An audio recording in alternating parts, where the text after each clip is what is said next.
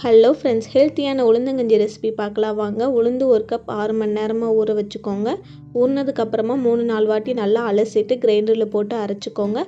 அரைக்கும் போது கொஞ்சமாக தண்ணி ஊற்றுங்க, ரொம்ப ஊற்றிடாதீங்க. தோல் சீவிய இஞ்சி, அரை மூடி தேங்காயும் போட்டு நல்லா அரைச்சிக்கோங்க. நல்லா உளுந்து அரைச்சதுக்கப்புறமா தோண்டி எடுத்துக்கோங்க. இப்போ சைடில் உலையும் பற்ற வச்சிடலாம். உலை நல்லா கொதிச்சதுக்கப்புறமா 1 கப் அரிசி மாவு போட்டு கட்டிப்படாமல் நல்லா கிண்டிக்கோங்க. இல்லாட்டி முன்னாடியே அரிசி மாவில் தண்ணி ஊற்றி கலக்கிட்டு அதுக்கப்புறம் ஊற்றிக்கோங்க. அரிசி மாவு கொதி வந்ததுக்கப்புறமா நம்ம அரைச்சி வச்சுருக்க உளுந்தையும் போட்டு நல்லா கிண்டிக்கலாம்.